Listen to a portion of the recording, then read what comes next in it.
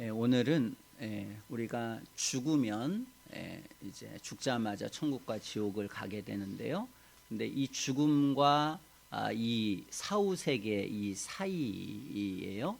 근데 이 사후 세계를 경험했다라고 하는 사람들이 많습니다. 세상에 많아요. 예수님을 믿거나 예수님을 믿지 않거나 사후 세계를 인정할 수밖에 없어요. 사람의 양심 속에 그게 있습니다. 그러면 사람들이 사후 세계에 대해서 관심을 가지면 신앙을 갖겠지, 이게 착각입니다. 우리는 하나님에 대해서 많이 알면, 그리고 어떤 신의 존재에 대해서 사람들이 인정하면 거기에는 기독교 신앙이 더 번성할 거다, 이렇게 생각하는 건 착각입니다. 그건 사람의 생각이에요. 인도에는 이 세상에 신이 제일 많아요. 그래도 기독교가 잘 안 들어갑니다.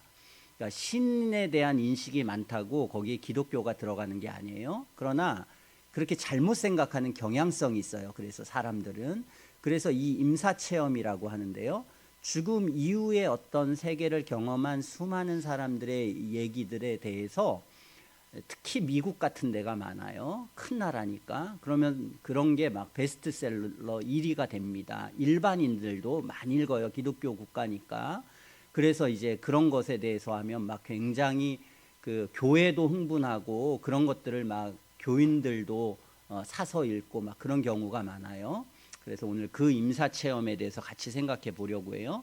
심정지가 오게 되면 완전히 죽은 상태는 아니에요. 심정지만 이루어지는데 다시 살아나는 경우가 가끔 있어요. 또는 이제 뇌 정지가 오게 되는 그런 경우가 있어요. 심장은 뛰는데, 그러면 이제 그때 뇌파 정지가 돼서 그때에 잠깐 이제 어떤 사후 세계를 경험하게 돼요, 사람들이. 또는 어떤 중환자들이나 마취 상태에서나, 또는 어떤 큰 외상을 입었던 그 순간에 이제 뭐 어떤 그 깨어나지 못하는 그 사이에 어떤 의식적으로 무언가를 경험하게 됩니다. 그때 이제 많이 경험하는 게 유체 이탈이에요. 영혼이 이제 이탈돼 가지고 자기가 누워 있는 걸 보게 됩니다.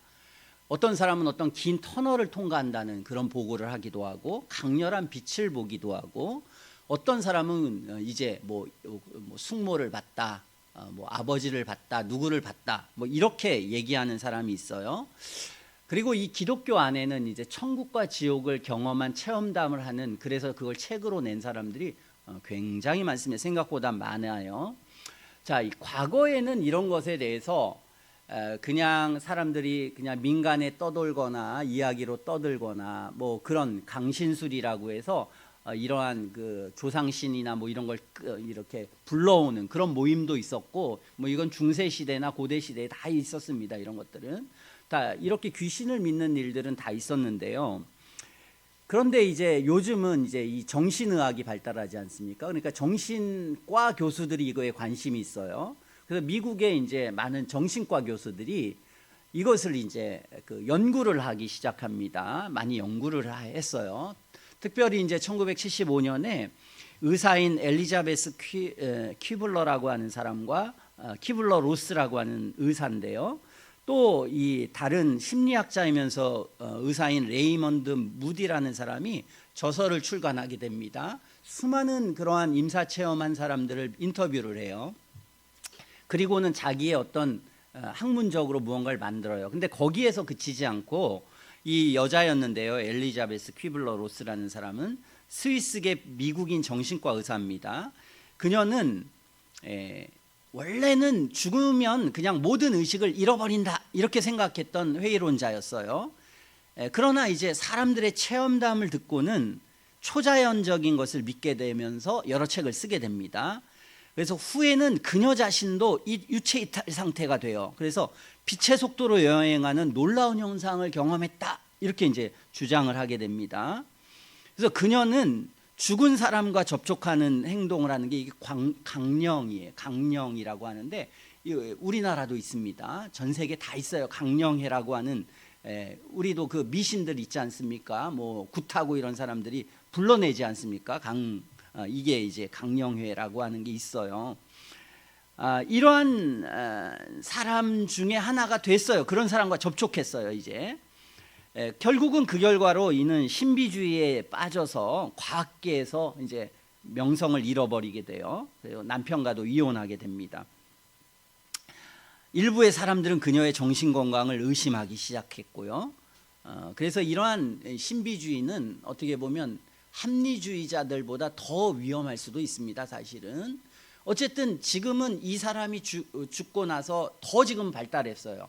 오히려 지금의 과학계는 굉장히 그런 걸 연구를 해요. 많은 사람들이 뭐 하겠습니까? 정신과 의사가 한계가 있지 않겠습니까? 한계가 있으니까 이제 별의별 걸 다 하는 거예요. 이쪽도. 어쨌든 이런 것을 여러분이 알아야 합니다. 레이먼드 무디라는 사람이 있는데요. 심리학 박사예요. 정신과 의사인데 의과대학교에서도 가르쳤어요. 이 사람은 임사체험을 연구하는 과정에서 과학에서 떠나 중세의 미신을 받아들이게 됩니다. 그러니까 초자연적인 걸 믿었다고 우리가 이게 이제 신앙, 진리를 믿는 건 다른 문제예요. 이건 사람들이 근데 그게 뭔가 비슷하고 그게 좋은 거라고 생각하는 경향인데 아니에요. 더 위험하게 빠집니다. 오히려 이 무디가 연구했는데요. 천국과 지옥에 대한 언급은 거기 하나도 없는데 신앙을 가졌던 사람이나 그렇지 않은 사람의 체험에 별 차이가 없습니다. 그래서 무디의 실험 대상자들은 임사체험을 통해서 성경이 말하는 심판의 진리를 오히려 거부하게 되었다. 이렇게요. 미국에서 이제 저 조사를 했어요. 여론조사를. 그랬더니 천국에 대해서 믿는 사람은 굉장히 많았어요. 근데 지옥에 대해서 믿는 사람은 굉장히 적어요. 이게 인간의 본성입니다. 본성이라서 그래요. 무디는 연구 결과를 통해서 성경이 말하는 죽은 뒤의 내용을 왜곡시켰고 심판을 암시하는 내용을 제거하려고 노력하게 됩니다. 그리고 이도 신비주의와의 접촉을 시도해요. 접신술에 대한 강한 집착을 드러내고 의학 연구가라는 가면을 쓰고 활동하지만 실제는 일종의 점술가나 마찬가지예요.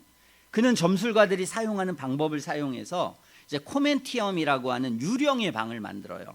저 어렸을 때도 보면은 이렇게 유령의 방을 만들어서 그거 가지고 다닌 사람이 있어요. 그래서 저도 기억이 나는데 거기에서 막 그 사람들이 그 방에 이렇게 들어가서 막 누구랑 만났다, 뭐 접신을 해서 뭐 거기에 뭐 부모랑 만났고 누구랑 만나고 막 이런 얘기를 하는 거를 저도 이제 어렸을 때 봤어요. 그러면서 저 뭐 하는 건가 이렇게 하는데 그들도 이제 그런 방잉을 만들어서 그들만의 어떤 그런 그 신을 불러내거나 하는 게 있어요. 자, 어쨌든 홀령과 대화를 나누었다고 주장하는데 실상 뭐 귀신과 대화한 겁니다. 귀신과 대화했다고 우리는 그렇게 볼 수 있어요. 아니면 이제 거짓, 그런 데는 뭐 거짓이 난무하고 또는 귀신의 역사든지 둘 중에 하나입니다. 그런 일은 없어요. 뭐 부모가 만나 이런 건 없습니다. 근데 이제 미국은 더 많습니다. 우리나라보다는. 근데 우리나라도 많아요.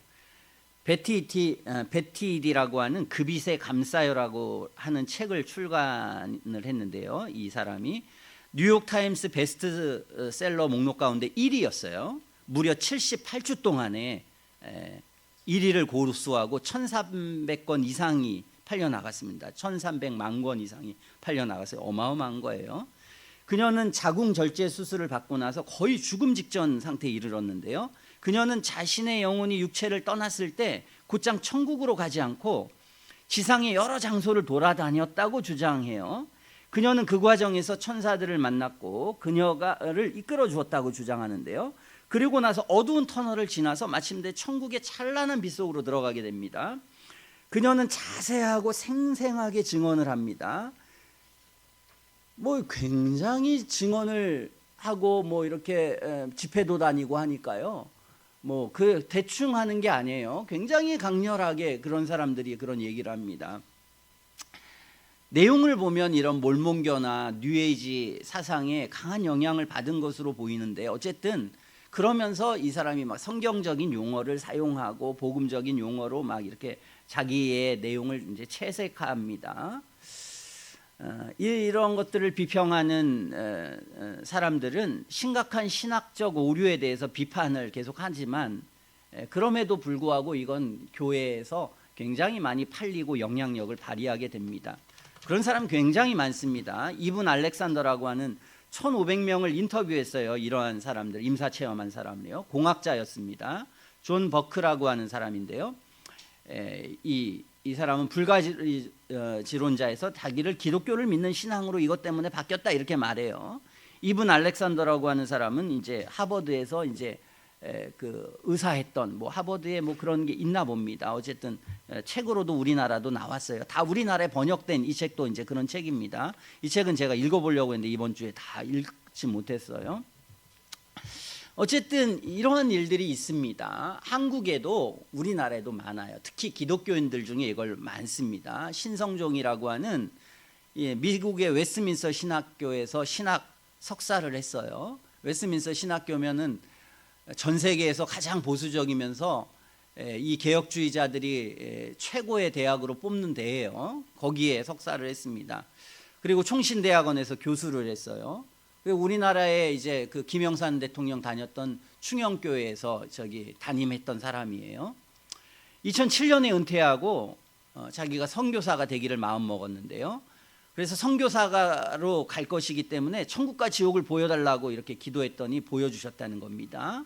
8일관 보고 천국과 지옥에 대한 체험을 책으로 씁니다. 이 사람이.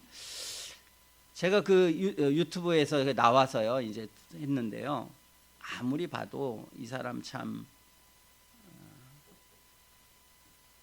뭐 전혀 설득이 안 되고요.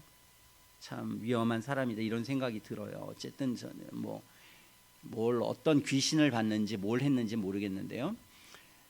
강양욱 목사라고 하는 북한의 배도한 목사가 있어요. 그 사람한테 지옥을 안내받았답니다. 이 사람은 김일성 친척인데요. 북한의 기독교인들을 잡아다가 죽인 사람이에요. 목사였는데 그런 사람입니다. 유명한 사람이에요. 강양욱 목사라는 사람이요. 영계를 자기가 봤는데 우리가 사는 세상이 중심에 있고 이 세상 밖에는 공중에 권세 잡은 사탄이 지배하는 악령들의 세계가 주변에 있다고 하고 그 바깥쪽에 천국, 아래는 지옥의 구조로 되어 있다 하면서 뭐 거기에 뭐 층이 몇 개가 있고 뭐 하면서 뭐 굉장히 자세하게 이 사람이 이제 설명을 하게 됩니다. 설명을 하면서 나이가 뭐 지금은 한 80이 넘었을 거예요. 계속 그거 하면서 지금 다녀요. 뭐 이거 간증하면서 다닙니다. 이 사람이요. 뭐 돈도 많고 세상으로 보면은 아주 성공한 사람이에요. 뭐 남부러울 것 없는 그런 성공한 사람입니다. 뭐 김영삼 대통령 있을 때 거기 가서 청와대에 아주 자랑하더라고요. 자기가 60회 이상 자기가 제일 많이 청와대 간 사람이고 돈을 개짝으로 자기한테 매일날 주는 사람들이 줄 서 있었고 뭐 이렇다고 어쨌든 자랑하더라고요. 어쨌든 그런 사람입니다.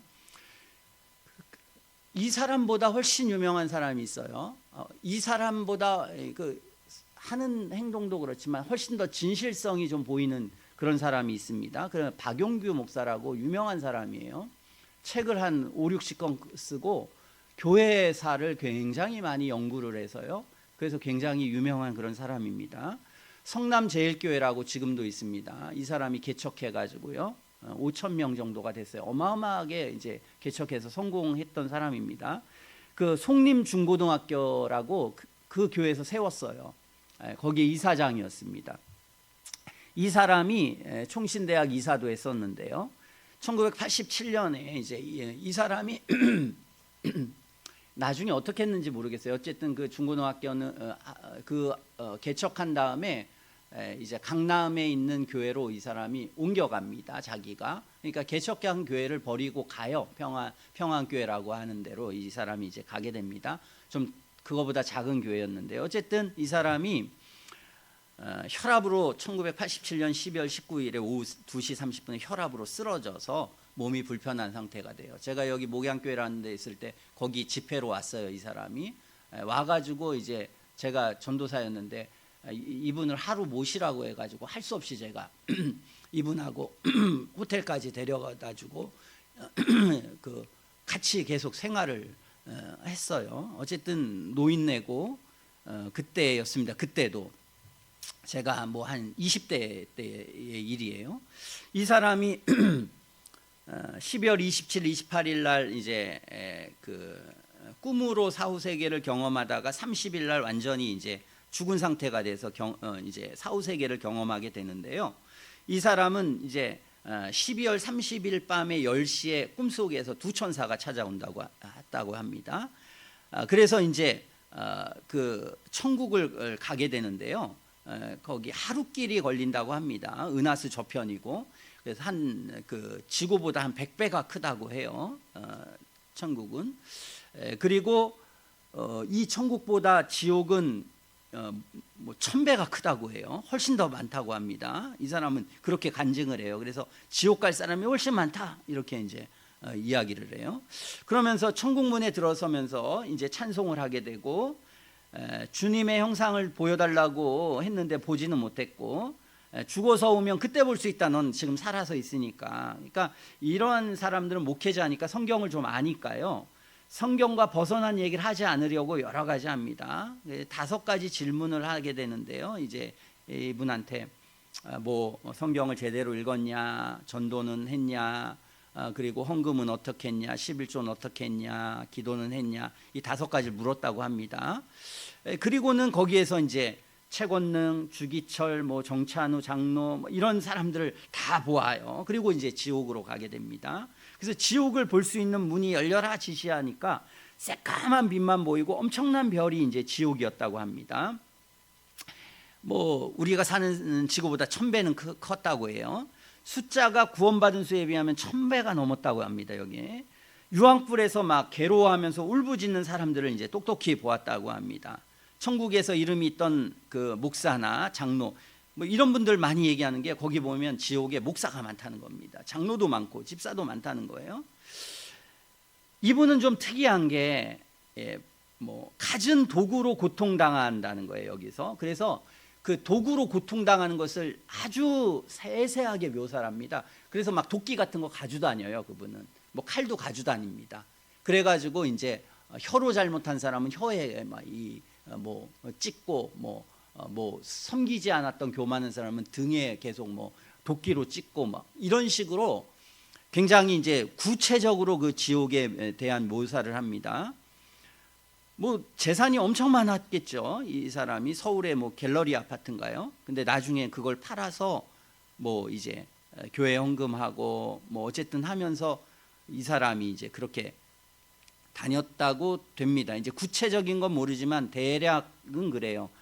그 학교나 이런 자기의 재산인가 2천억 정도 된답니다. 그거를 이제 그 나라에 했다고 합니다. 어쨌든 이러면서 뭐 펄펄 끓는 더러운 물 속에 막 집어넣고 손과 발이 피투성이가 되어 있는 상태가 되고, 날카로운 채찍이나 뭐 쇠나 못으로 뭐 이제 뭐 여러 가지 이것을 이분은 합니다. 그때 그 당시에도 저도 이제 이런 얘기를 이제 해서 이제 들었어요. 지금은 이제 그 돌아가셨는데요. 자, 이런 사람이 있습니다.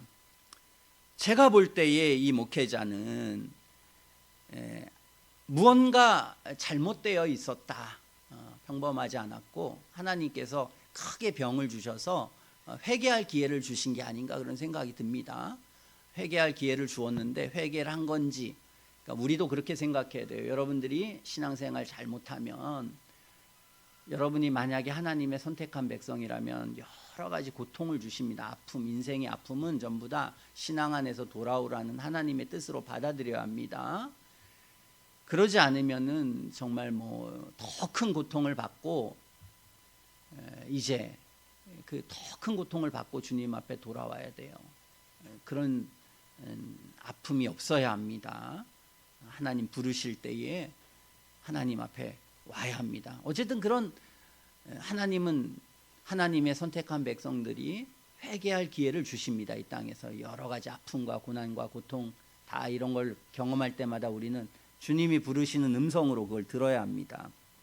어쨌든 그걸 안 들으면 그냥 어쩔 수 없이 세상적으로 살다가 세상적으로 죽게 되는 거예요. 자, 유튜브에 쳐보면 굉장히 많습니다. 뭐 여자분들 뭐 전도사서부터 집사 뭐 이렇게 천국과 지옥 경험한 사람 많습니다. 천주영 선교사라고 요즘은 또 유명한 사람이에요. 태국 선교사였는데요. 12년 전에 입신을 해요. 이 사람은 입신이라고 표현합니다. 이런 걸 수차례 천국과 지옥을 경험하고 간증합니다. 이 사람은 아주 죄를 강조해요. 죄를 범하면 안 된다. 그리고 너무 안타깝다. 막 이분들 전부 다 그 박영문 장로도 제가 그 하면 소리를 지릅니다. 아버지! 하고 소리를 지릅니다. 지옥에서 그 아버지를 보고 자기가 이 설교 때 그렇게 해요. 설교 때 이렇게 합니다. 아버지! 그 지옥의 고통을 받으면서 너무나 괴롭다는 거예요. 그러면 안 되는데. 그래서 간절히 전합니다. 그분들 그냥 하지 않아요. 그리고 죄 짓지 말고 하나님 앞에 돌아와야 된다 이렇게 해요. 이분도 이제 그걸 강조해요. 약간은 이제 알미니안 계통의 사람인 것 같습니다. 어쨌든 이 사람이 얘기하는 생명책 얘기를 많이 해요. 이 사람은 생명책 얘기를 봤는데 그 생명책에 이름이 있고 이름이 여기는 막 살아 움직인다고 합니다. 그리고 자기가 이제 지옥에 가서 심판의 생명책을 봤는데 자기의 모든 뭐 마음의 삶에 지금까지 지었던 죄가 쫙 나타난다는 거예요. 완전히 그게 전부 다 드러나 가지고 그때 아무 말도 할 수 없고 그런 것들을 이제 경험을 하게 됩니다. 그러면서 이 사람은 그 이제 그러한 생명책에서 지워질 수 있다는 것을 얘기합니다. 신앙생활 하다가 잘못하면 올바른 행위가 없으면 지워진다. 이제 이러면서 이분은 이제 알미니안 원래 교리가 그렇습니다. 카톨릭도 그렇고요. 그러면서 이제 아주 성결하게 살아야 되고 어린 아이들도 자기 교회에 있는 사람들은 1시간 2시간씩 기도한다. 다 애들도 이분 그거 강조합니다. 그래서 자기 교회는 그래서 이분이 이제 태국 선교사로 있다가 인천 어디에 지금 목회를 하나 봐요. 남편이 목회를 하고 같이 이러면서 이러한 일들을 하면서 이제 기본은 아마 그 박용규 목사라고 하는 사람의 설교를 많이 들은 것 같아요. 제가 보면 이 천국 지옥 하는 사람은요. 제가 지금 얘기한 사람은 그나마 그래도 조금 더 신뢰성 있는 사람이고 나머지들은 뭐 훨씬 더 엉망입니다. 어쨌든 이 사람은 뭐 지옥을 묘사하는데요. 형벌받는 장소에 대해서는 자기는 너무 생각하기도 싫고 말하기도 싫다. 뭐 하면서 그 거기에 있었던 그 목사 한 사람과 집사 한 사람 얘기를 합니다. 집사는 이제 교회 재정을 맡았는데 그걸 유용하고 몇 교회 다니면서 3교회 다니면서 했다고 해요.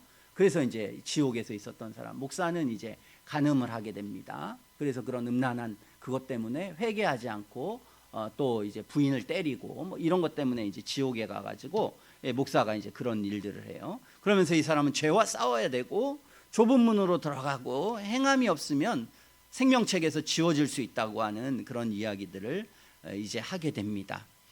자, 이런 일들은 어떻게 보면 신앙에 유익하다고 생각할 수 있어요. 우리는 그런 것들은 신앙에 유익하고 그리고 너무 엉망진창이니까 그렇지 않습니까? 이단보다 엉망진창이지 않습니까? 여러분 한번 우리가 정통교회를 봐봐요. 이단보다 나은 게 있습니까? 안식길 교인보다 못해요. 몰몬교보다도 못합니다. 열심도 없고요. 기도도 안 하고 성경도 읽지 않고 엉망입니다. 교회에 헌신하거나 전도하거나 다 안 됩니다. 이단보다 못한 거예요. 그러니까 이단으로 가게 되는 겁니다. 사람은 정통교회와 이단이 뭐가 다른지 전혀 인식이 안 되는 것입니다. 자, 이게 이제 우리의 큰 위험입니다. 그러니까 우리는 그런 위험에 노출되어 있어요. 내가 다녔던 교회보다 내가 이단에 빠져봤는데 사람도 더 건전하고 성실하고 더 나은 겁니다. 그런 교회 가봤더니 더 사랑도 많고 열정도 있고 우리 교회는 전부 다 가봤더니 뭐 그냥 싸움이나 하고 그냥 목사 욕이나 하고 서로들 그냥 적이나 하고 맨날 뭐 신앙생활 엉망진창으로 하고 열정도 없고 아무것도 없는 그건데 이단에 가봤더니 안 그런 거예요. 이 사람이. 그러면 당연히 그렇게 빠지지 않겠어요? 어쨌든 그런 위험성이 앞으로는 더 많습니다. 앞으로는 뭐 이거는 제가 80년대보단 지금이 훨씬 더 이단이 강력해요. 훨씬 더 많습니다. 지금은 너무 많습니다. 지금은 어쨌든 그런 데서 우리는 어떻게 판단해야 되느냐, 이제 그런 것들을 우리는 생각해야 됩니다. 이런 식으로 입신했다는 사람들, 신비, 이런 사람들의 특징은 하나님을 그렇게 하나님의 음성을 자주 듣습니다. 하나님의 음성을 자주 듣고 하나님이 어떻게 나에게 말씀을, 이런 게 입버릇처럼 돼 있어요. 저희도 교회 생활할 때 저도 교회 생활 열심히 했다는 한국 교회 대부분의 사람들은 그런 체험이 있습니다. 그걸 능력이라고 생각해요. 제가 다녔던 교회에 지난번에 한번 얘기했던 것 같은데요. 저보다 10살 많은 서울대에 나온 제가 이제 우리가 이제 같이 신앙생활했던 분이 하나 있습니다. 이분이 하루에 4시간씩 기도를 했습니다. 그 교회 안에서요. 제가 여기 목양교회, 그리고 제가 전도사 시절 때요, 그분이 제가 목회할 때마다 다 주일학교인데 와서 여기 뒤에서 예배를 드렸어요. 한동안은. 어쨌든 그런 분입니다. 4시간씩 하니까요, 너무 사람의 속이나 그 삶이 다 보인다는 거예요, 이 사람이요.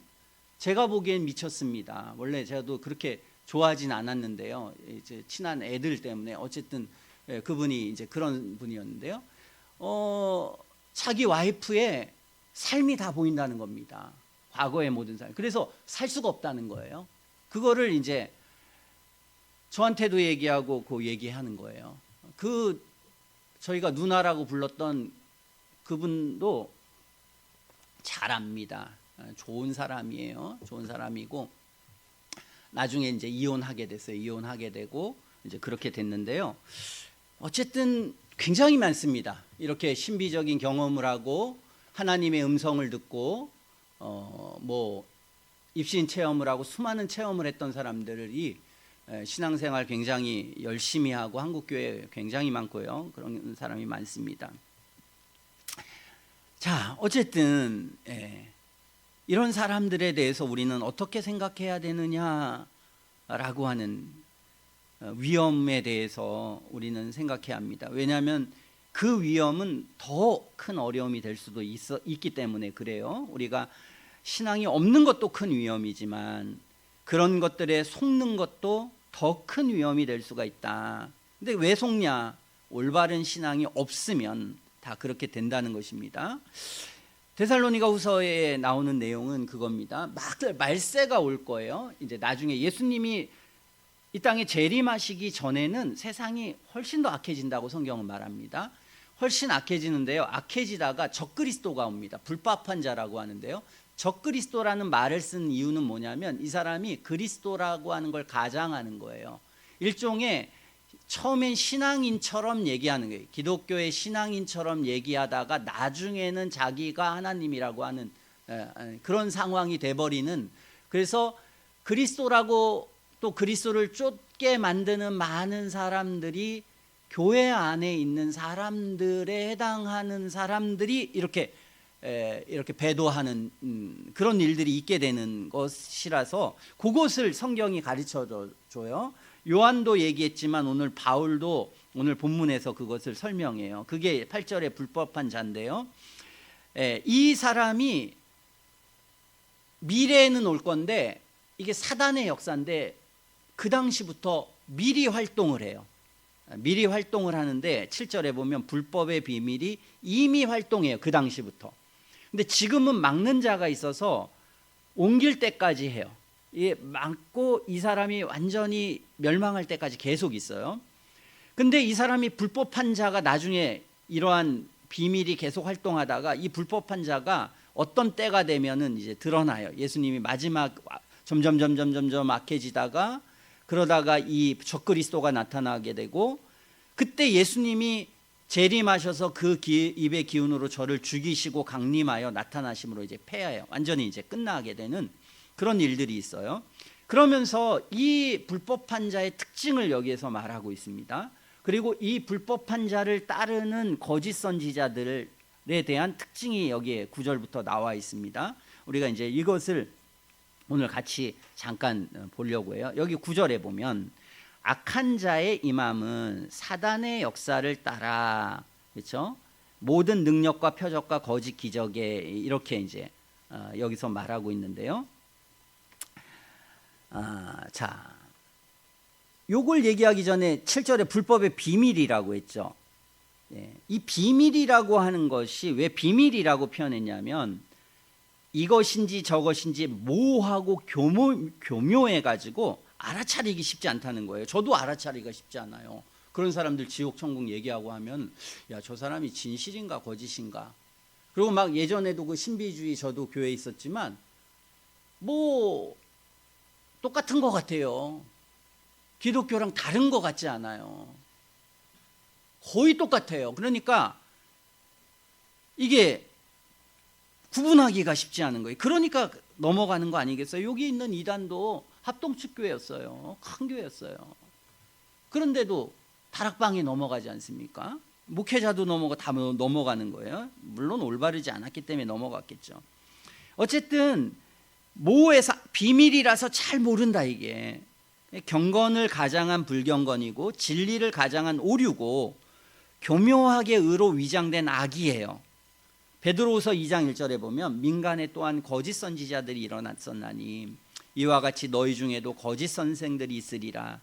저희는 멸망케 할 이단을 가만히 끌어들여 자기들을 사신 줄을 부인하고 임박한 멸망을 스스로 취하는 자들이라 그랬습니다. 여기 보면 이단을 가만히 제가 막 화가 날 때가 언제입니까? 이렇게 거짓말하는 성경과 다른 얘기를 하면 화가 나요. 제가 교회 다니면서 화가 났습니다. 목사가 설교하면 화가 나요. 제가 4개월밖에 안 있었던 이유가 내 교회를 그랬는데요. 너무 화가 납니다. 성경과 다른 얘기를 하니까요. 이게 제가 성경 안 믿으면 화가 안 났겠죠. 성경을 믿으니까 화가 나요. 여기 제 집사람이 있으니까 아주 증인입니다. 제가 얼마나 욕을 해댔는지. 제가 보통 욕하는 사람이 아니에요. 딴 사람한테 그런 뭐 해보는 사람이 아닙니다. 초등학교, 중학교, 고등학교, 대학교 다니면서 군대에 있어서도 욕을 안 했어요. 그런데도 그런 데서는 욕을 합니다. 욕을. 저런 나쁜 악한 저런. 왜 그러겠습니까? 무서운 일이니까요. 무서운 일입니다. 무서운 거 아니겠어요? 자, 어쨌든 이 불법의 비밀이라고 여기서 말하는 거예요. 그게 사도 바울 시대부터 이미 활동했어요. 그들은 하나님을 더욱 예배하고 섬긴다는 미명 아래서 사람들이 만들어낸 예식, 계명, 뭐 예배 이런 것들 교회 안에 들어오게 된 겁니다. 특히 가톨릭이 그랬어요. 가톨릭. 그래서 가톨릭에 대한 비평을 엄청 많이 합니다. 사람들은.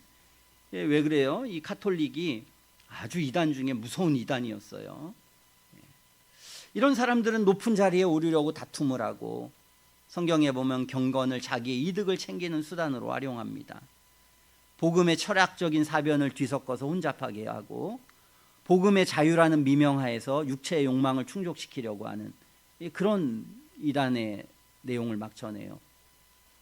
자, 불법한 자가 이미 활동하고 있는데 그 불법의 비밀이 뭔지를 이제 9절부터 설명하는 거예요. 아까 이제 우리 성경을 이제 봅시다.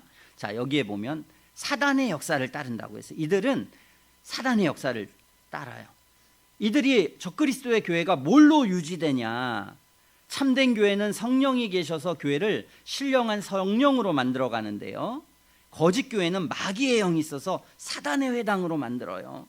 로마 가톨릭이 사단의 회당이었습니다. 교회가 아니었어요. 그러니까 종교개혁을 한 것입니다. 교회라는 이름에서 지금 그런 신천지가 교회라고 할 수 있어요? 성령이 역사하십니까? 사단이 역사하는 거예요. 귀신이 역사하는 겁니다. 무서운 거예요. 그냥 무서운 겁니다. 사실은 두려운 거예요. 사단이 빛의 천사로 위장하듯이 이 불법의 사람도 자기가 지극히 경건하고 하나님께 헌신된 자인 것처럼 행세하는 거예요. 집사람도 알지만 저는 교회 가서요, 교회라고 보지 않았습니다. 왜 그랬겠어요? 진리를 믿으니까, 영혼의 구원을 귀하게 여기니까 그런 겁니다. 진리를 안 믿는 사람 관계가 없어요. 그런 악한 교회도 있는 것입니다. 목회자도 4개월 만에 그만뒀습니다. 교회에 2번의 이제 사역자로 될 수 있는 기회가 있었어요. 교회당 다 있고 돈도 충분히 많고 얼마든지 갈 수 있는 교회가 2번의 기회가 있었어요. 안 간 이유가 뭐냐면 내가 여기서 자신이 없다. 저 사람 바꿔놓을 자신이 없다. 어차피 쫓겨날 것 같다. 자신이 없었습니다. 아니 목회자도 그런데 뭐 그런 이단교회에 있어서 나는 잘 견딜 수 있다?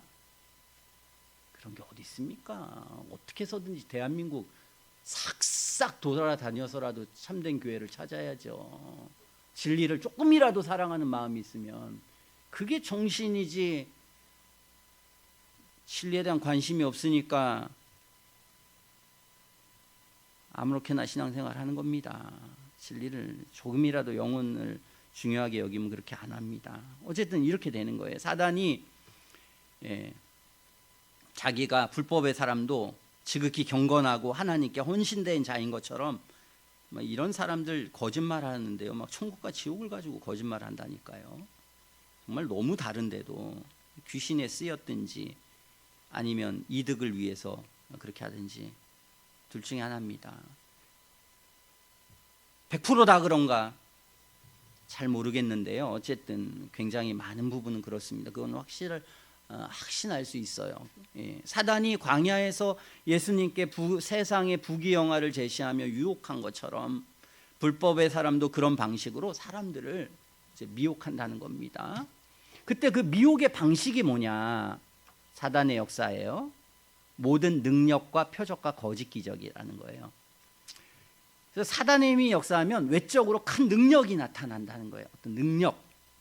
그리고 이 진리를 확증하기 위해서 이들도 성경도 진리를 확증하기 위해서 성령께서 여러 가지 능력과 표적 기적을 행하셨잖아요. 마찬가지로 이 악한 이 세력도 거짓을 지지하고 옹호하기 위해서 표적, 거짓 기적, 능력 이런 걸 행해요.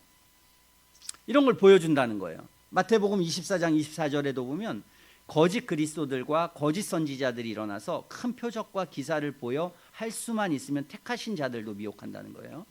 그래서 이 사람들 미혹해가지고 택한 사람도 이제 미혹할 정도로 이 사람들이 정말 능력, 표적, 거짓, 기적 막 이런 게 막 나타나니까요. 왜 저 만민중앙교회 왜 사람들이 그렇게 찾아갔습니까? 병난다는 거예요. 병난다는 거. 이거 발 디딜 틈이 없었다니까요. 사람들이 어마어마하게 거기 찾아갔습니다. 거기 있었던 사람도 제가 하나 만나봤는데요. 나중에는 어디 빠친코에서 미국에서 돈 벌고 해서 지금은 감옥 가 있잖아요. 그런데도 그 당시에는 목사가 그래도 우린 달라 이러면서 청년이었는데요. 멀쩡한 청년이었는데 참 안타까웠습니다. 자, 불의의 속임으로 모든 속임으로 그랬습니다. 불법의 사람은 사람들을 속일 수 있는 거라면 온갖 불의를 다 동원해서 사람들을 속이고자 해요. 그래서 불의의 속임, 불의를 너무나 교묘하게 속여서 사람들이 그 실체를 알아보지 못하고 속아 넘어가게 될 것이라서 이렇게 불의의 속임이다 이렇게 표현한 거예요. 바리새인들이 그랬으면 바리새인들이 이 사람들 과부의 돈을 삼키는 사람들이었어요. 그러면서도 오랫동안 기도하고 오랜 시간 동안 기도했어요. 박하와 해양의 11조를 정확하게 내고 신자들의 무덤을 단장하고 묘비를 세우고 씻지 않은 손으로 음식을 먹지 않는다. 되게 철저했어요. 경건한 자들로 행세했어요. 거짓 선지자들은 야망이 가득하고 탐욕스럽고 잔인한데 그런데 실상 자기가 지극히 의로운 자들로 교회를 위해서 모든 일을 행하는 것처럼 행세해요. 실상은 그렇지 않으면 매우 잔인하고요. 나중에 보면 아주 탐욕스럽고 아주 못했습니다. 아무리 설교를 유하게 하고 사랑이 많은 것 같이 해도 실제적으로 행동은 아주 못됐고 잔인하고 자기 욕망을 위해서 하는 것입니다. 자, 이렇게 이제 거짓 선지자들이 있어요. 근데 이들이 멸망하는 자들에게 임하여 불법의 사람에 누가 속아 넘어가냐? 멸망하는 사람이 속아 넘어가는 거예요. 그리고 이 사람들이 왜 속아 넘어가냐? 그 내용이 10절에 나와요. 왜 속아 넘어가냐면 이는 저희가 진리의 사랑을 받지 않아서 구원함을 못 받아가지고 멸망해요. 왜 넘어가는지 이유를 제시해요. 여기 진리를 받았다 이렇게 말하지 않고요, 진리의 사랑을 받지 않았다 그렇게 말하는 거예요. 진리는 받았어요. 그들도 다. 그렇잖아요. 이단들도 진리는 받은 겁니다. 그러나 진리의 사랑을 못 받았어요. 구원을 못 받았어요. 진리를 사랑으로 못 받은 거예요. 그러니까 진리를 굳게 못 붙들어요. 그래서 불법의 사람에게 속아 넘어가는 거예요. 저도 교회를 다니면서 화가 난 게, 이번 연도의 목표, 우리 성도 목표 100명, 1000명, 5000명 되는 경우에 10,000명, 이거 걸어놓습니다. 이거 걸어놔요. 그래서 우리가 그렇게 합시다. 그래서 어떨 때는 막 예배 때 막 그걸 외치기도 하고요. 별의별 걸 다 해요. 근데 진리는 완전 딴 얘기예요. 성경에 대해서는 완전 딴 얘기입니다. 성경에 큰 관심이 없어요. 잘 몰라요. 교리는 막 섞여져 있어요. 이단이 성경을 잘 안다고 생각합니까? 그런 교회들은 성경에 관심이 없어요. 대체적으로 자기 식대로 해석합니다. 정상적이면 한 구절이 잘못돼도 무슨 개혁주의 한다고 해가지고 제가 얘기를 해요. 좁은 문을 얘기하는데 좁은 문은 아니고 처음에는 넓은데 성화는 어렵다. 이 한 구절만 돼도요, 정상적인 사람은 마음이 괴롭고 거기에 견딜 수가 없습니다. 대단한 잘못이에요. 작은 잘못이 아닙니다. 그런데도 다 허용, 그럴 수도 있어. 이런 사람은 그런데 빠집니다.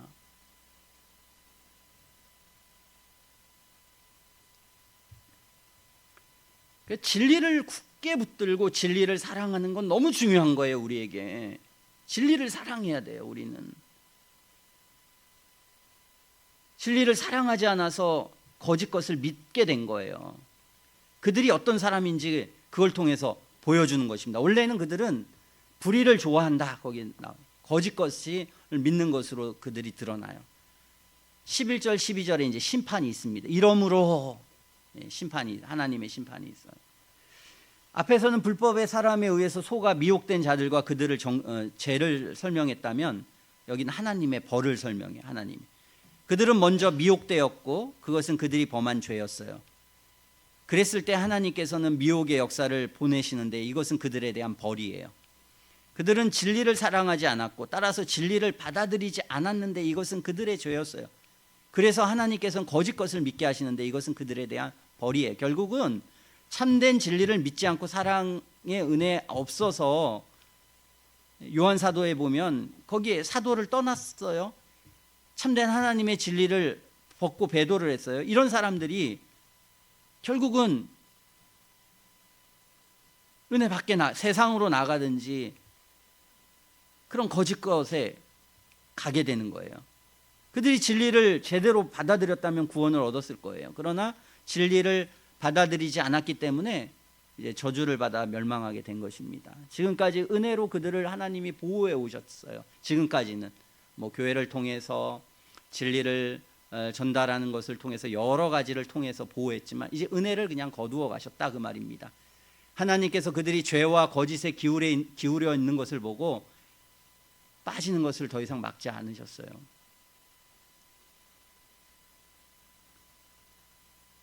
여러분이 복음을 계속 들을 거라고 생각하지 말아야 합니다. 복음을 못 들을 때가 있어요. 아예. 저는 제 자식이라도 완악하면 전 교회에서 쫓아냅니다. 그렇게 얘기를 해요. 얘한테도.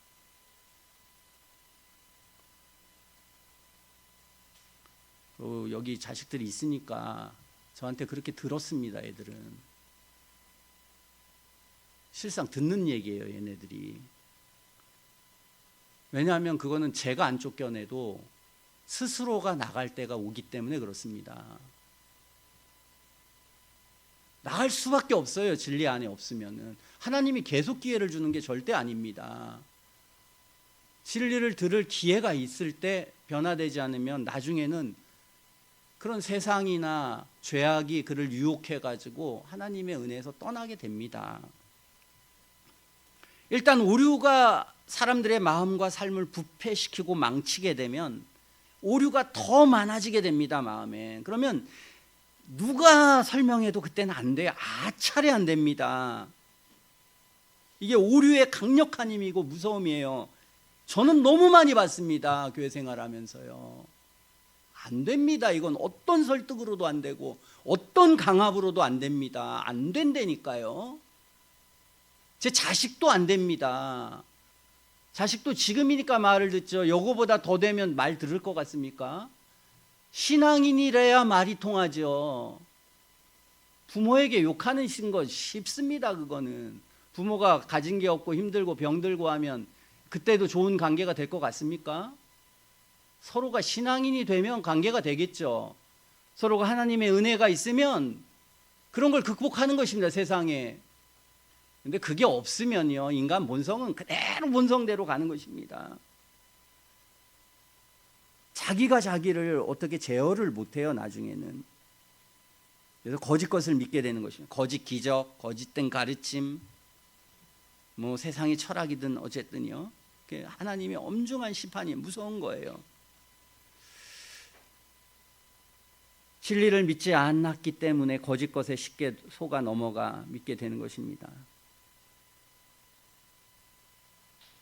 참 어떻게 제 책임도 있습니다. 여러분의 책임도 있고 모두의 책임이 있습니다.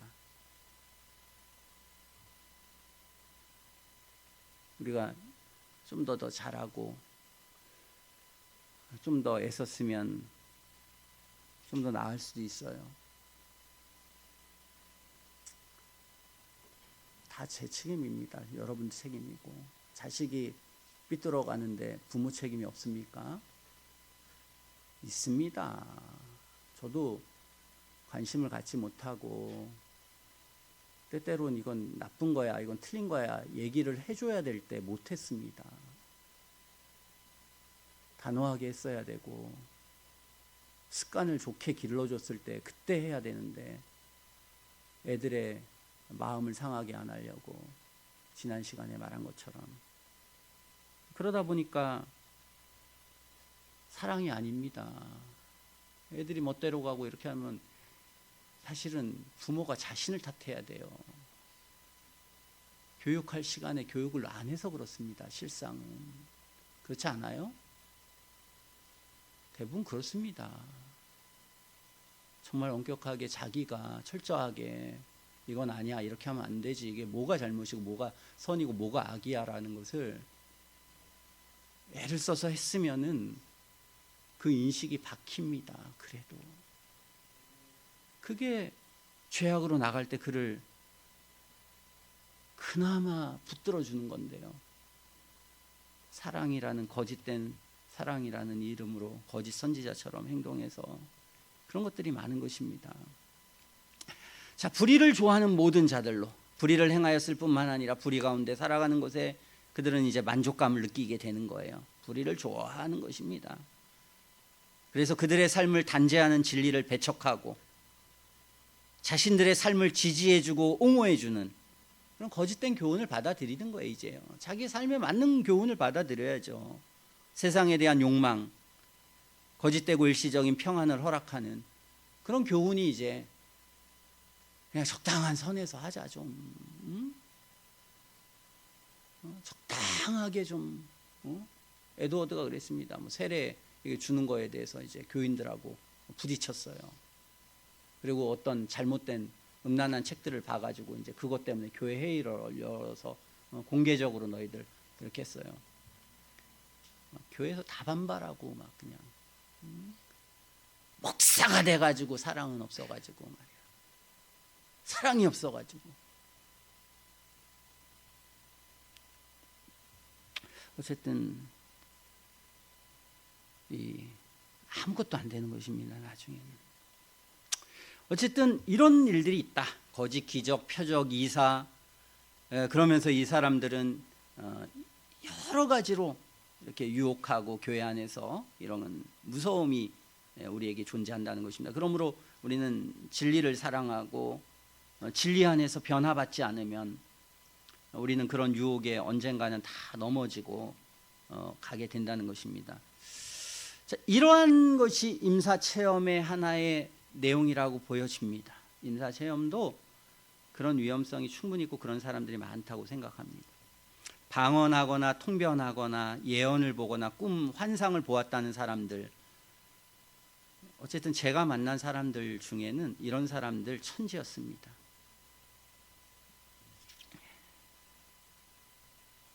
굉장히 많습니다. 이들은 하나님께서 직접 자기에게 말씀하시는 것으로 생각해요. 그들은 성경 이외에 다른 계시가 있다고 생각하는 거나 마찬가지죠. 성경 말고 하나님이 말씀하셨으니까 권위가 똑같지 않습니까? 오히려 성경보다 권위가 높을 수도 있어요. 지금 얘기하니까요. 그러면서 이들은 성경에 방언, 통연, 예언 다 나와 있지 않아? 네요. 신약 성경이 기록하기 전에는 예배 시간에 방언이 있었습니다. 중간에 일어나서 방언하는 거예요. 랄랄라 하면 통변하는 거예요. 왜? 그때는 아직 성경이 기록이 안 돼서. 그래서 그때는 사람들이 그때 예언은 하나님의 계시입니다. 왜냐하면 아직 신약의 계시가 완성되지 않았기 때문에 그때는 예언자들이 있었어요, 교회에. 그러나 신학이 완성된 다음에 예언자들은 사라졌습니다. 그 시간이 아니니까 자세히 그 설명은 하진 않겠습니다. 그러나 기본적인 거예요. 자, 모세가 성경이 완성된 이후로는 이게 사라졌어요. 자, 한번 우리가 성경을 한번 펴봅시다. 한번 누가복음 16장 한번 보죠.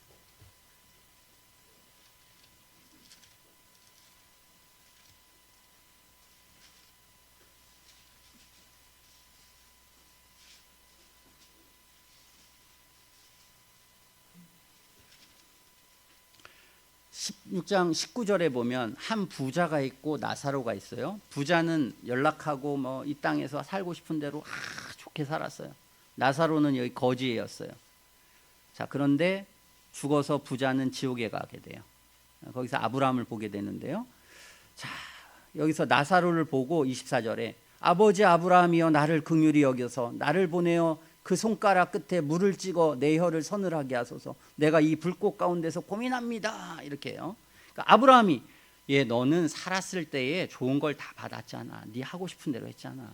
그런데 나사로는 고난을 받았으니 이걸 기억해. 이게 공정한 거 아니야? 그러니까 이제 저는 여기서 위로를 받는 거고 너는 고민을 받는 게 당연해. 이게 공이야. 이게 선이야. 이렇게 이제 말하는 겁니다. 그러니까 이뿐 아니라 너희와 우리 사이에 큰 구렁이 있어서 여기서 너희에게 건너가고자 해도 갈 수가 없어요. 이제 우리에게 이게 서로 이제 갈 수가 없습니다. 그러니까 27절에 뭐라고 하냐면 가로되 그러면 구하노니 아버지여 나사로를 내 아버지 집에 보내소서 이렇게 말합니다. 나사로를 죽은 지금 나사로가 내 아버지 집을 좀 보내달라. 그러면 내 형제 5이 거기 있는데 저희에게 증거하여 가로되 저희가 이 고통받는 곳에 오지 않게 하소서. 이 지옥에 안 오게 하려면 이 나사로 보내가지고 좀 증거하게 해달라고 이렇게 했어요. 그러니까 아브라함이 뭐라고 대답합니까? 여기에 모세와 선지자는 뭐예요? 구약 성경이에요. 자, 성경이 있으니 그들에게 들어라 이렇게 얘기해요. 그러니까 30절에 뭐라고? 아닙니다 아버지 아브라함이요 만일 죽은 자에게서 저에게 가는 자가 있으면 어떻게 해요? 회개할 거다. 여기 나사로 죽었다가 다시 사는 사람이 얘기하면 안 듣겠어요? 들을 거예요. 이렇게 얘기하니까 뭐라고 대답합니까? 31절 같이 한번 읽겠습니다. 시작. 가로되 모세와 선지자들에게 듣지 아니하면 비록 죽은 자 가운데서 살아나는 자가 있을지라도 권함을 받지 아니하였다 하시니라 그랬습니다. 그러니까 죽었다가 살아난 사람이 온다고 해가지고 성경에 말씀 안 듣는데 여기 된다고 했어요? 안 된다고 했어요? 안 된다. 영혼의 강팍함과 죄악이라는 게 아무리 무서움이 있고 아무리 천국의 영광을 얘기한다고 해서 그 영혼의 강팍함이 깨지냐? 인간이 그런 우스운 존재가 아니라는 것입니다. 매우 악하기 때문에 안 된다. 성경의 권함을 받아야 된다. 성경의 권함을 받아야 된다.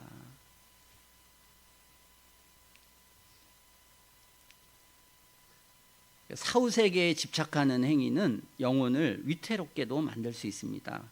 구약에 보면 죽은 자와 접촉을 시도하는 행위는 어린아이를 우상의 제물로 바치는 행위와 동일한 죄로 취급을 했습니다. 그리고 접신술은 애굽 종교의 주된 특징이었는데요, 가나안 족속들의 종교에도 만연했습니다. 모세는 그런 행위를 사형에 해당된다 이렇게 이제 간주를 했습니다. 그리고 성경은 우리에게 기록된 말씀 밖으로 넘어가 영적 문제를 탐구하는 행위를 금지합니다. 고린도전서 4장 6절에 보면 이렇게 나와 있습니다. 형제들아, 내가 너희를 이 일에 나와 아볼로를 가지고 본을 보였으니 이는 너희로 하여금 기록한 말씀 밖에 넘어가지 말라 한 것을 우리에게 배워 서로 대적하여 교만한 마음을 먹지 말게 하려 함이라 그랬습니다. 말씀 밖에 넘어가지 말라. 성경은 이것을 가리키고 있어요. 성경이 가르치는 것보다 더 많은 걸 알려고 하는 행위, 이게 죄입니다. 우리의 호기심은 성경에 국한돼야 돼요. 근데 교만해가지고 인간은 성경과 다른 얘기를 하면 굉장히 자기가 똑똑하다고 생각해요. 성경을 얘기하는 것은 너무 이렇게 누구나 할 수 있다고 생각을 하고 성경 외의 것을 막 얘기하면서 막 무슨 철학자 뭐 이런 얘기를 뭐하러 합니까? 하나님의 말씀을 이야기하고 있는데요, 그 인간이 뭐 그게 성경의 권위에 대한 확신이 없는 겁니다. 종교개혁자들은 오직 성경으로 했어요. 이게 무슨 뜻이냐? 성경이면 충분하다. 성경에 모든 권위를 둬야 된다. 믿음이라는 것은 신비로운 경험을 맹신하는 데서 비롯되지 않습니다. 그런 거 맹신한다고 해서 신앙이 있는 게 아니에요. 로마서 10장 17절에 보면 믿음은 들음에서 난다고 했습니다.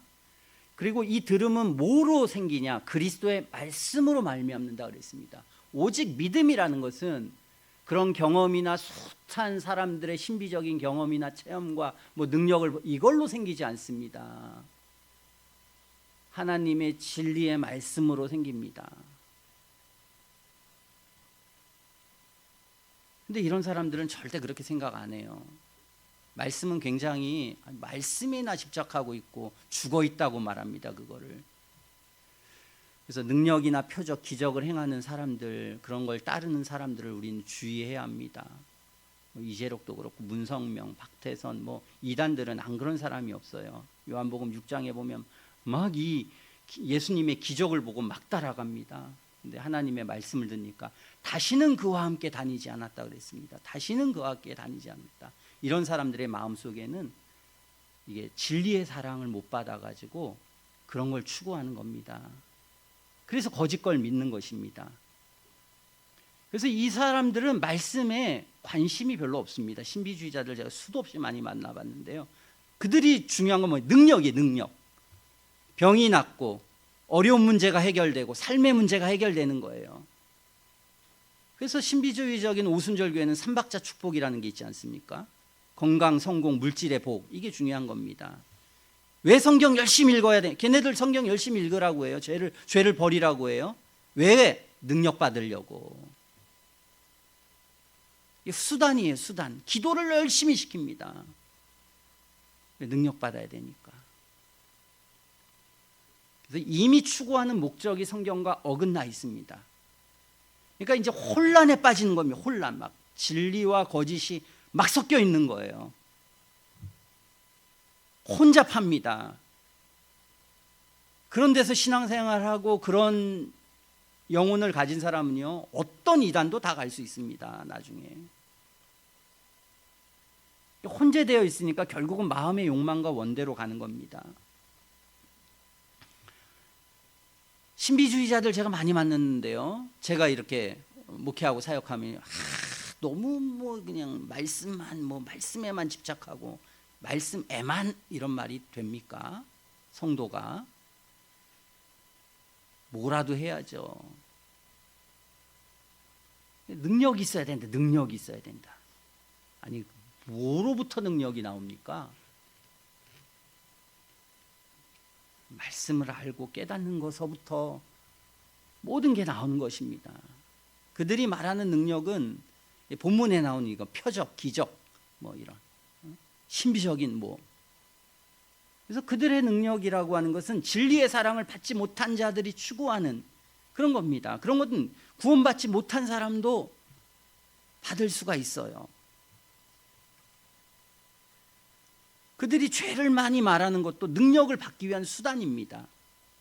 그들이 말하는 죄는 성경이 말하는 죄가 아니에요. 일치하지 않습니다. 대부분 율법주의적이에요. 행위적인 거 다 얘기합니다.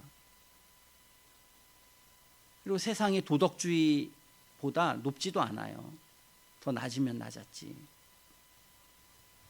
성령의 역사가 뭔지 모르는 것입니다. 성령의 구원하는 은혜가 있고 일반적인 은혜가 있습니다. 성령의 구원하시는 은혜는 우리 영혼을 거룩하게 만들고 영혼을 변화시켜서 성령의 열매가 맺게 되는, 이건 구원받는 은혜입니다. 그러나 이렇게 방언도 하고 병도 고치고 뭐 예언도 하고 이런 것들은 악한 인간들도 할 수 있습니다.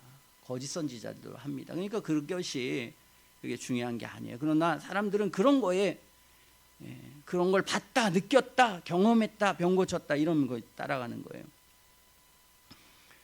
그래서 성경에 보면 성령을 소멸치 말며 예언을 멸시치 말라 그랬어요. 그들은 성령을 이런 능력 행하는 사람으로 합니다. 성령의 은사밖에는 몰라요. 성령을 소멸치 말라는 그런 뜻이 아닙니다. 그런데도 그걸 되게 강조합니다. 오순절교회는. 그리고 그런 신비주의자들은 성령 소멸치 마, 너희들 성령 소멸해서는 안 되지. 왜 방언하는 거 막아? 왜 그 신비 체험하는 거 막아? 왜 그런 게 없다고 말해? 그 사람들이 말이 많으면 뭐 칼빈, 에드워드, 모든 우리가 보는 모든 인류 역사상 가장 위대한 하나님의 사람이라는 사람들은 전부 다 성령 소멸한 사람입니다. 그런 말도 안 되는 것을 강력히 주장하는 거예요.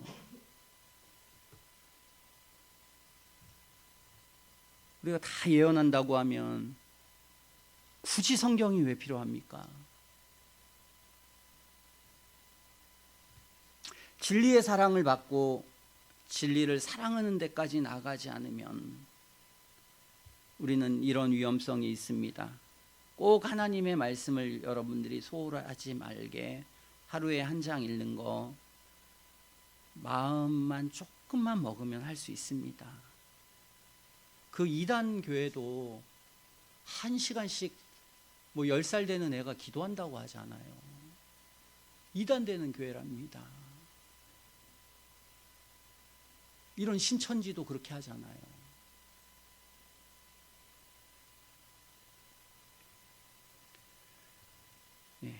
하나님의 말씀에 대한 가장 기본적인 우리가 성경을 읽는 거, 그 다음에 교리 공부하는 거, 최소의 내용을 주는 것입니다. 여러분들이 하나님의 백성이 되기 위해서 최소한의 것, 그리고 그걸 실천하기 위해서 기도하는 것,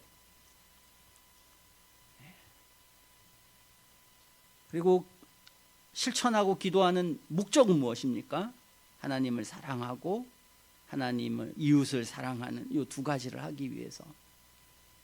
하나님을 사랑하는 게 무엇이냐 라고 하는 것은, 하나님을 사랑하면 하나님을 사랑하는 것이 무엇인지 성경에 잘 나와 있습니다. 이웃을 사랑하는 게 무엇인지도 성경에 잘 나와 있습니다. 그래서 진리를 굳게 붙들고 진리를 사랑하는 게 우리는 너무나 중요하다 생각하고 이런 잘못된 것에 빠지지 않도록 잘 해야 하겠습니다. 우리가 주어진 시간들이 있습니다. 하나님이 우리에게 기회를 주시는 겁니다. 여러분 모두에게도 내 이 악함을 버릴 수 있는, 내 과거의 이 죄를 씻을 수 있는, 더 악해지지 않을 수 있는 하나님의 기회를 주시는데, 이 기회를 받는 것을 내가 안 받고 계속해서 완악하게 거부하게 되면, 오늘 성경에도 그럼 그 사람은 결국은 마음이 완악하게 되어서 이게 거짓 것을 믿게 되고, 거짓된 철학, 그건 뭐 세상일 수도 있습니다. 뭐 여러 가지도 그렇게 됩니다. 마음이 완악해져. 이 같이 가지 못합니다. 은혜의 수단을 계속 받는데 언젠가는 돌아오겠지. 천만의 말씀입니다.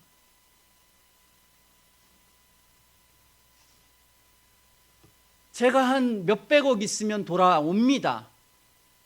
뭔가 받을 게 있으면 돌아옵니다. 받을 게 있어서 돌아오는 거지 인간이 변해서 돌아오지 않습니다. 착각하는 거예요. 지금 이 시기에 하나님이 우리에게 주시는 은혜에 대해서 최소한도의 우리가 할 것을 해야 합니다. 애를 쓰고 노력하는 것을 보여야 합니다. 우리도. 그러면 하나님 은혜를 주십니다. 근데 그러지 않으면 점점 강팍하게 돼요. 얼마든지 할 수 있습니다. 노력하고 애쓸 수 있습니다. 우리도. 더 어린 아이들도 기도하고 열심히 할 수 있어요. 얼마든지. 간절히 기도할 수 있습니다. 우리 모두가 무신경해서 그럴 수도 있어요. 중요한 게 무엇인지를 우리가 잘 몰라서 그럴 수도 있습니다. 그게 하나님의 심판입니다. 이게 이렇게 많이 이단이 많아지고 교회가 이렇게 생명력이 없어진 것은 하나님의 심판입니다. 이건 저를 비롯해서 모두가 다 신앙에 대해서 너무 우습게 생각하고 있습니다. 하나님에 대해서 너무 우습게 생각하고 있어요. 믿는 사람처럼 전혀 생각하고 사고하고 살지 않습니다. 이게 지금의 현실인 것을, 이게 거짓입니까? 제 얘기가? 저도 뭐 수많은 교회를 돌아다녔고 수많은 사람들을 보고 지금도 수많은 사람들을 보고 있습니다.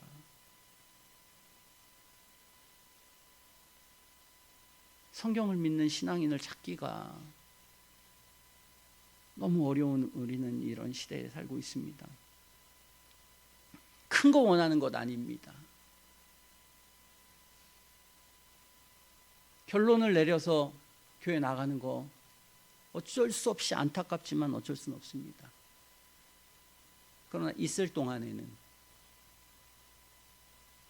그냥 인간의 기본적인 것, 그냥 모든 것에 충실한, 내가 절에 있으면 절에 중이 됐는데 맨날 뺀질거리고 그렇게 살아가는 인생이 잘 되겠습니까?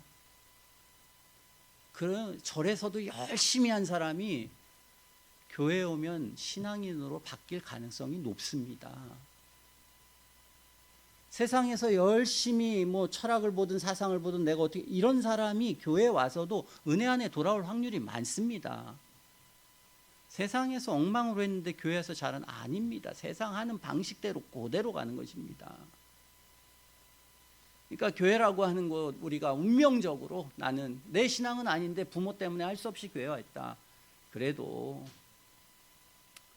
내 인생엔 충실한 것, 그게 인간으로서 양심으로서 마땅한 거고 당연한 것이니, 그렇지 않습니까? 학교 가고 부모가 원하는 어떤 걸 하고 기본적인 게 있는 것처럼, 그게 범죄하거나 그것이 너무나 무지하고 악하거나 이런 것이 아니라면, 비록 나한테 신앙이 없을지라도 최소한의 일들을 하는 것이 조금이라도 양심이 살아있는 사람의 마땅한 바다 하는 것을 생각하고, 저나 여러분들 애써서 여기서 멈추지 말고 가장 좋은 건 신앙인이 되어서 정말 내 영혼 속에 하나님을 확신하고 천국을 확신하고 선하고 의로우신 하나님을 확신하고, 그럴 수 있으면 너무 좋겠죠. 그러면 너무 좋습니다. 그러면 뭐 제가 자식한테 잔소리할 것도 없고요, 아무것도 할 것 없습니다. 제가 죽을 때까지 애들하고 아주 좋은 관계가 되고 너무 좋은 관계가 될 것 같습니다. 교회 다니면서 신앙생활 하는데 인간이 좋을 수 있다? 그럴 수 없습니다. 그건 벌써 인간이 안 된 겁니다. 사람이 안 됩니다. 악한 것으로 점점 빠져 있기 때문에 신앙이 영혼 속에 안 들어옵니다. 그건 그냥 일반 세상처럼 사는 겁니다.